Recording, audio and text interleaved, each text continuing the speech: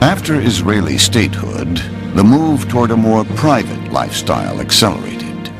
Members began to receive small cash allowances to spend as they wished. The changes extended to families as well. The kibbutz children had lived and slept in a communal children's house. But by the early 1970s, some parents were beginning to have second thoughts. The communal sleeping sounded very nice, but it was enormously frustrating for parents, particularly for mothers, who really felt they weren't getting enough of their children. They weren't being with them enough. They weren't seeing them enough. They weren't being able to give them enough love. The children's houses slowly began to empty. Many of the kibbutzim took out loans to pay for adding on children's rooms to their parents' homes. In the midst of such internal change, the kibbutzim suffered a major blow from without. In May 1977, Menachem Begin carried a conservative government into power for the first time in Israel's history. The old labor government was out, and with it went the subsidies, tax breaks, and contracts it had bestowed on the kibbutzim.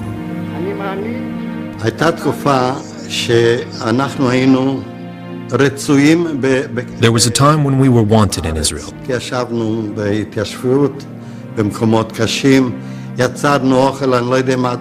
Because we lived in the problematic areas. We produced the food. We were the heroes of this country.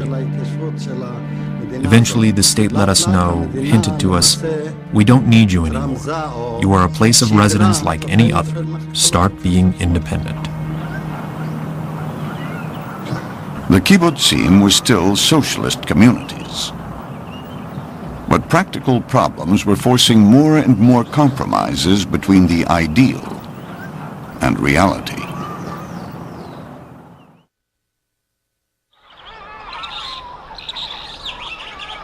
Tanzania brought far greater disappointments. It was beginning to seem that Julius Nyereri's version of socialism was not as democratic as his supporters had hoped. In 1965, 3 years after he was elected president, he amended the country's constitution to ban all political parties but his own. Nyerere was asked whether a one-party system included safeguards against the abuse of power. To some extent, there are safeguards, but I have sufficient power under the Constitution to be a dictator. This is the dilemma of this movement. Sometimes you build the leader to the extent that at the end, when you think you have become free, the fellow has become so powerful you don't know what to do with him. Nyerere was looking away from the West for a model of socialism more suited to a poor country like Tanzania. In 1965, he made his first visit to China. See, in the year we went to China, Tanzania was in famine. And by that time, we were only 15 million people. We went to China with 1 billion, and everybody had their full stomach. 1 billion, think of it. They were making their own rails, and they were engineers, building their own houses, building their own roads, you see. And here we couldn't even make a bridge. China began to take a special interest in Tanzania's development. It would eventually contribute more than $2 billion in economic aid, more than it gave to any other country. As the friendship between the two countries deepened, Nyerere's vision of socialism seemed to veer more and more toward the Chinese model. And life in Tanzania began to revolve increasingly around Nyerere's single party. After the one-party system was implemented, the country became more and more authoritarian. Party Youth Wing, for example, was established that would go around sort of imitating the Red Guards in China. The major newspapers were a party paper. The broadcast media was entirely under government control. The independent trade union movement was absorbed into the ruling party. Virtually all independent association life was either suppressed or brought under the control of the party.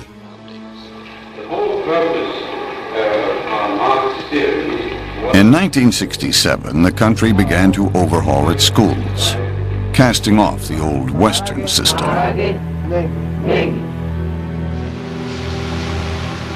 Students would now learn practical trade skills and socialist ideology. Practical education in science, physics, chemistry, and biology ceased. And they say this is now triumph. But as for us, it was the end of everything. Christopher M. Tequila is the pastor of the Full Salvation Church in Dar es Salaam and the leader of a Tanzanian opposition party. He has been arrested more than 24 times for his political activity. His problems with the government began while he was in secondary school. All the teachers were from the West, and they taught us the sanctity of human life and dignity and all these things. Then all of a sudden, we were told that those people who were told to call as our brothers because they love democracy, human rights, now we should call them imperialists and all these things. I was confused. The Tanzanian people did not embrace all aspects of Nyerere's socialist experiment. As much as he urged them, they simply were not moving to the Ujamaa villages. In 1973, Nyerere lost patience. He ordered all Tanzanians to relocate to the planned villages within 3 years. There were problems from the start. During the execution of the program, there were mistakes. Sometimes a village could be taken to a place with no access of water, you see. Sometimes the people who performed the task were too brutal. At times it happened.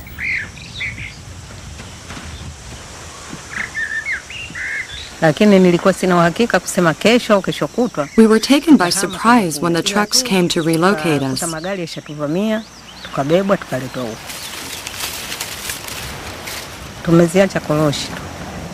We had to leave the cashew nuts in the orchard just when they were ready for harvest. Zaituni Abbasi's village was relocated to Gezalole in 1974.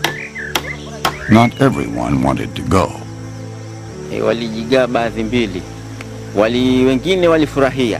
Some of them were happy to come here and are with us through to this day. But others tried to escape and run away. That's why that place over there is called the mango tree of the militia. It's because the militia had to be deployed at that mango tree to keep them under control and keep them from escaping. The villages were disastrous for food production. In 1970, Tanzania had produced enough surplus corn to export more than 500,000 tons a year. Just 4 years later, the country had to import nearly as much just to feed itself. Tanzania's government-owned industries were in no better shape. Typical was the massive Morogoro shoe factory. By the early 1980s, it operated at 4% of capacity.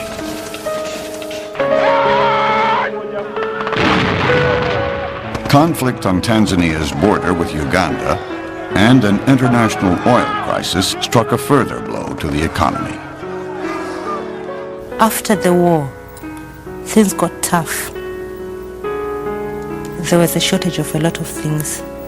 I remember personally walking to Kenya to come back with toothpaste, bathing soap, and things like that. There was also a shortage of food. There had been a famine. So things were bad. Things were bad.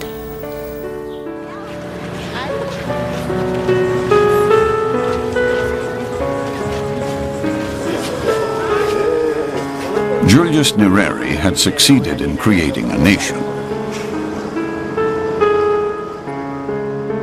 But socialism had failed to make it prosper.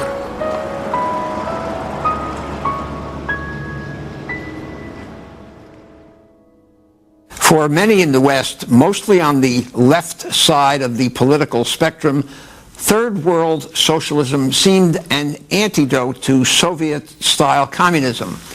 But nations that took this path, like Tanzania, did not leap forward.